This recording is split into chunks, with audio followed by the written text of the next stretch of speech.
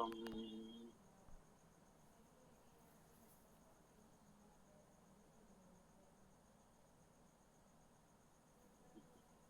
सामवेद प्रथम अध्याय सूक्त 8 का प्रथम मंत्र।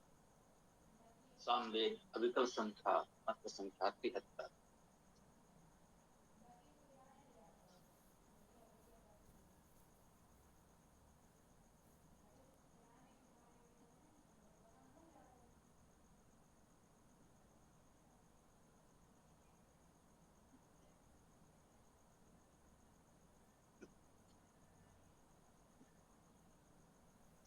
ओम अबोधियग्निः समिधा जनानां प्रतिधेनुं युव आवतीं कुशासम।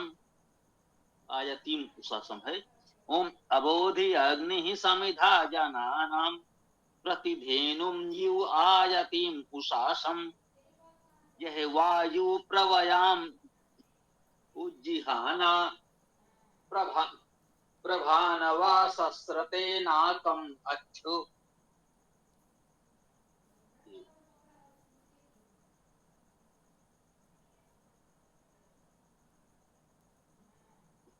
ऋग्वेद 5:1-1 में ये मंत्र है।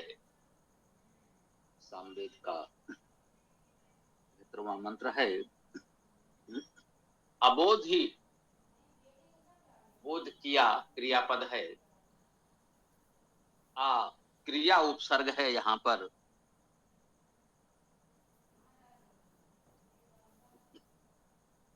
तो अबोध का अर्थ हुआ बोध किया, अर्थात जाना समझा। बोध हुआ, बोध किया। अग्नि, अग्नि ये प्रथमा विभक्त कर्ता कारक एक वचन में है। अग्नि अग्रणीगत स्वरूप आध्यात्मिक अर्थ में वेद में ये परमेश्वर के लिए ही होता है, और लौकिक प्रेरणा के लिए हम परमेश्वर के उपासकों को इन गुणों से युक्त जो अग्नि स्वरूप परमेश्वर के उपासक हैं उनको भी हम अग्नि संबोधन कर सकते हैं। समिधा जना नाम, जना नाम जनों का, लोगों का। समिधा सम इधा सम उपसर्ग, इध इंध प्रकाश होना, समिधा का अर्थ सम्यक प्रकाश। कहते हैं अबोध अग्नि समिधा जनानाम, समिधा जनानाम लोगों का सम्यक प्रकाश। अग्नि ने बोध किया, बोध कराया।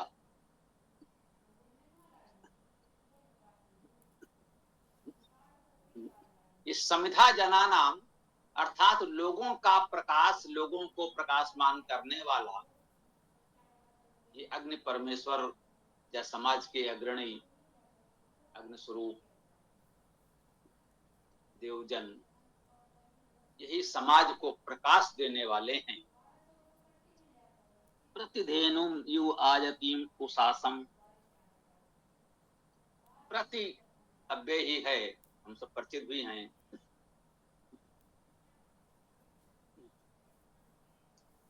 धेनु द्वितीय एक वचन धेनु को, धेनु का अर्थ समझने का प्रयास करें। धिन धातु है, धेनु में धिन धातु होगी, और इस धिन धातु का अर्थ है प्रेम करना, संतुष्ट करना, प्रसन्न करना। और धे धातु का अर्थ है पालना, पालन करना, पीना, पान करना। तो धेनु का अर्थ हो गया जो प्रेम करते हैं, प्रसन्न करते हैं, पालन करते हैं।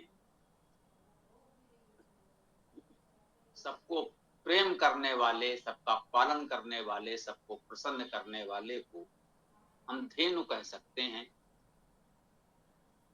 देखिए लौकिक भाषा में धेनु शब्द हम गाय पशु के लिए प्रयोग करते हैं। उसको ये धेनु एक पर्याय रूप में नाम दिया गया। मानव जीवन में उसकी उपयोगिता को देखकर अभी समाज में ऐसे लोग हैं, अभी मन में आया, कुछ समय के पश्चात ये कठिन हो जाएगा। इतना यंत्रीकरण हो गया है, हर कार्य के लिए इतने यंत्र हैं कि अब वो उपयोगिता नहीं रही। इस बात को समझना नए लोगों के लिए कठिन हो सकता है, जिन्होंने प्रत्यक्ष रूप में उसकी ये उपयोगिता अनुभव नहीं की है, नहीं देखी। ये धेनु गाय का पर्याय है। वैसे वेद में धेनु का अर्थ सीधे पशु विशेष गाय न समझा जाए। शाब्दिक अर्थ जो हमने बताया, प्रेम पूर्वक पालन करने वाले, सबको प्रसन्न करने वाले, धेनु का अर्थ यही है। आध्यात्मिक अर्थ में ये धेनु भी परमेश्वर के लिए, और लौकिक प्रेरणा के अर्थ में समाज के प्रबुद्ध, इन गुणों से युक्त विद्वान देवजनों के लिए प्रयुक्त होगा। वेद के संदर्भ में यही अर्थ है। लौकिक संदर्भ में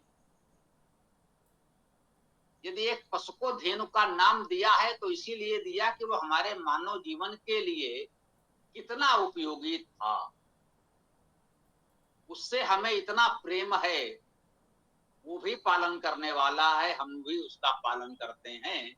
हम उसको इसीलिए पालते हैं क्योंकि वह हमारा पालन करता है। जब हमारे सारे ग्रामीण उद्योग मुख्य रूप से कृषि ही कह लें, तो बैलों के बिना कृषि संभव नहीं थी। अब तो हो सकता है नई पीढ़ी में कुछ लोगों ने बैलों को हल चलाते न देखा हो। बहुत समय से ये स्थिति हो गई है, सब कुछ यंत्रों से होने लगा है। कह सकते हैं मानव सभ्यता के प्रारंभ से, जब से कृषि का आरंभ हुआ, लगभग तभी से अब तक हमारे जीवन तक तो हमने देखा बैलों को खेत जोतते हुए, इन्हीं बैलों से कोल्हू चलाते हुए, इन्हीं बैलों से अपने वाहन को खींचते हुए। हमारे घर में बैलगाड़ी है तो गांव में हमारी प्रतिष्ठा सम्मान है, भाई उनके घर तो बैलगाड़ी थी। कुछ ही समय तक ये स्थितियां थी कि हमारे घर में इतने बैल हैं, इतनी गायें हैं, बैलगाड़ी है, ये समृद्धि का प्रतीक हुआ करता था गांव। अब लोग दूध के लिए गाय भले ही रख लें, बैल की तो कोई उपयोगिता शेष ही नहीं रही।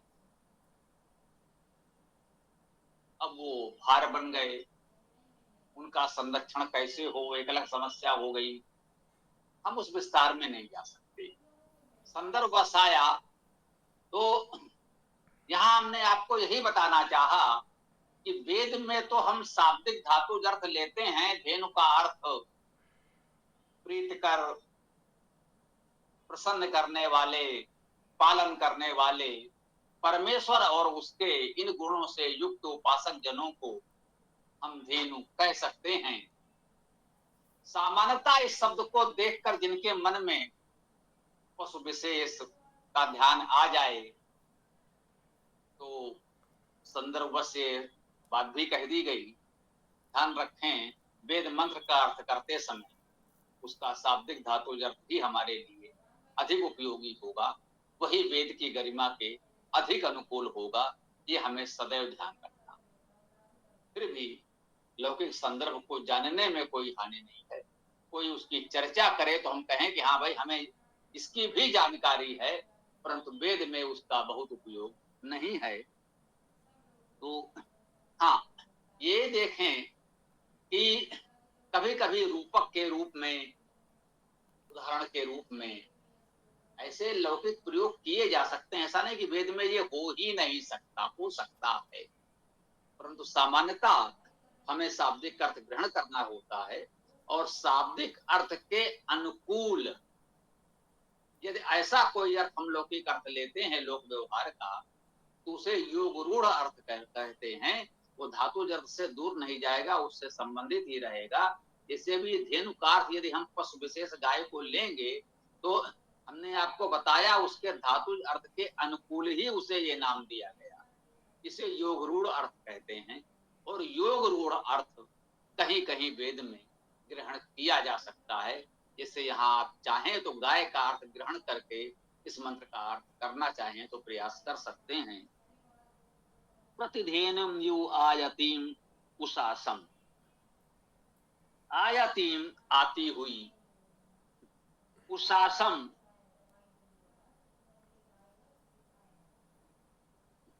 उषस प्रभाते, अर्थात उषस धातु का अर्थ है प्रभात को। उषासम अर्थात प्रभात को, जब प्रभात हो तब। प्रति उषासम अन्वय करें, इस प्रति को उषासम के साथ लाएं तो अन्वय होगा प्रति उषासम। प्रत्येक उषा काल में, प्रत्येक उषा को धेनुमयो आयति, धेनु के समान आती हुई। अब दोनों अर्थ देखिए, लौकिक अर्थ में कहें उषा काल में गाय आती है, कहाँ आएगी? रात में तो हमारे स्थान पर ही रहेगी। उषा काल में हो सकता है उसे चरने के लिए छोड़ दिया जाए। यहाँ जाती हुई नहीं, आती हुई कहा। तो स्वाभाविक है, शाब्दिक अर्थ अधिक उपयुक्त है कि प्रत्येक उषा काल में, सभी प्रभात में, प्रति प्रभात में ऐसे प्रीत कर पालन करता के समान आते हुए, ये कहा है समिधा जना नाम, लोगों को प्रकाशित करने वाले अग्नि ही अबोध जानते हैं। जो अग्नि स्वरूप हैं, उनका ये बोध प्रातः काल जब हम उठें तो कुछ परमेश्वर का ध्यान, उपासना, स्वाध्याय करें, तो प्रभात में इस प्रीत पूर्वक जब हम उपासना करते हैं तो अबोध हमें ये बोध प्राप्त होता।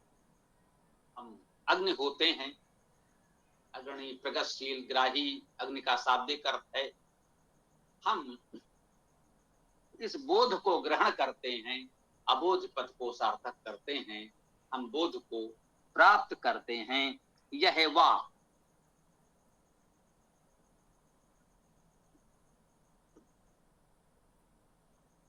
यहवा पद है, इसमें यह धातु जैसा कुछ नहीं है, मह धातु का है वैदिक रूप यह धातु। ऐसा कह सकते हैं या इस प्रकार कह सकते हैं कि मह धातु का जो अर्थ है, महान होना, महानता ही अर्थ है, मह धातु से महान, महत्ता, उसी अर्थ में यह धातु भी है, ऐसा भी कह सकते हैं। जो हम आपको बताते हैं कि ये व्याकरणाचार्यों के बात कहने का अपना तरीका है। ऐसा न सोचें कि ये ठीक है कि वो ठीक है। कुल मिलाकर बात इतनी सी है कि यह का अर्थ वही है जो मैं का, यहवा का अर्थ वही है जो महान का हो सकता है, इसका अर्थ महान ही है। अब उसे ये कहें कि मैं धातु का यह रूप भी होता है, या कहें कि मैं के अर्थ वाली यह धातु भी होती है, दोनों का अर्थ एक ही है। जो शब्द पद हमको वेद में मिलेगा उसका अर्थ हमें इसी प्रकार से ज्ञात हो जाएगा, हमें जानकारी हो जाएगी ये बात। तो यहवा का अर्थ महान कह सकते हैं। यू महान के समान, महान लोगों के समान, प्रवयाम उज्जिहाना, ये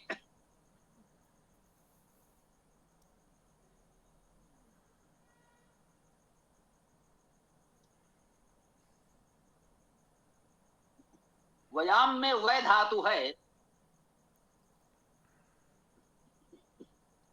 वह धातु का अर्थ गत्यर्थक धातु भी है, इसका अर्थ उड़ना भी है। जो प्राणी उड़ते हैं उन्हें हम वयस्क पक्षी कहते हैं, पक्षियों का एक पर्याय है वह उड़ने वाले। वह धातु का अर्थ बुनना है, उससे भी ये वह बन सकता है, और बोना भी। तो गति करना, उड़ना, बोना, बुनना अर्थात रचना करना, ये सब इस वय धातु में हो सकते हैं। व्यायाम अर्थात वया को, जो उड्डयनशील गतिशील हैं, जो बुनने वाले सृजनशील हैं, जो बोने वाले हैं, बीज बोते हैं, कृषि करते हैं, अर्थात कुछ उत्पन्न करना चाहते हैं, सृजनशील हैं, उनको ये कहा गया व्यायाम। उज्जिहाना, उज्जिहाना में उत उपसर्ग है, इस्ता का जा हुआ क्योंकि उसके पश्चात जिहाना पद है, तो जा के प्रभाव से इस्ता का भी जा हुआ संधि के अनुसार। तो उत तो उपसर्ग हम लोग जानते ही हैं। जिह धातु का अर्थ चलना, गति करना है। गत्यर्थक धातुओं में जानना पाना अर्थ भी होता है। उज्जिहाना का अर्थ है उच्च गति करने वाले, ये बहुत स्पष्ट अर्थ हुआ। उज्जिहाना ये बहुवचन में है, जो उच्च गति करने वाले हैं वे महान लोग। व्यायाम का अर्थ सामने कहा सृजनशील हैं, कुछ अच्छे बीज बोने वाले हैं, कुछ रचना करने वाले हैं, कुछ समाज के हित में उत्तम संरचना करने वाले हैं, बुनने वाले हैं, ताना बाना समाज का वो बुनते हैं, ये विद्वान देवजन, उनको हमने कहा है व्यायाम उज्जिहाना। प्रभानवा, प्रा उपसर्ग प्रमुख, भानवा ये भानु का बहुवचन। भा धातु का अर्थ है प्रकाश होना, भानु वही है जो प्रकाश करे, ये उसका बहुवचन है भानवा, प्रकाश करने वाले। सस्रते,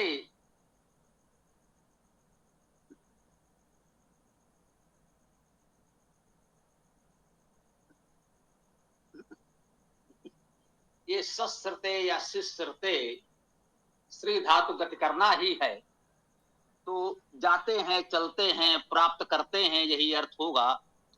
ये श्री धातु है, श्री का अर्थ जाना, चलना, गति करना ही है। तो प्रभानवा जो प्रमुख रूप से प्रकाश करने वाले हैं, सस्रते वे गति करते हैं, प्राप्त करते हैं, सदैव गतिशील प्रगतिशील होते हैं। नाकम अच्छ, नाकम नाक को, अच्छ अच्छी प्रकार से, नाक का अर्थ है ना नहीं, अक कुटिल गति कर, अकुटिल नाक का अर्थ करते हैं हम अकुटिल, जिसमें कोई कुटिलता न हो उसे नाक कहा गया है। ना अक कुटिलता रहित अकुटिल। तो ऐसे जो प्रकाशमान हैं, प्रकाश करने वाले हैं, वे अच्छे प्रकार से नाकम अर्थात अकुटिल को संसरते जाते हैं, प्राप्त करते। हमें अंततः इस मंत्र में क्या कहा गया कि हम भली प्रकार अकुटिल हो जाएं, कुटिलता से मुक्त हो जाएं, नाक अर्थात अकुटिल होने की स्थिति को प्राप्त कर लें।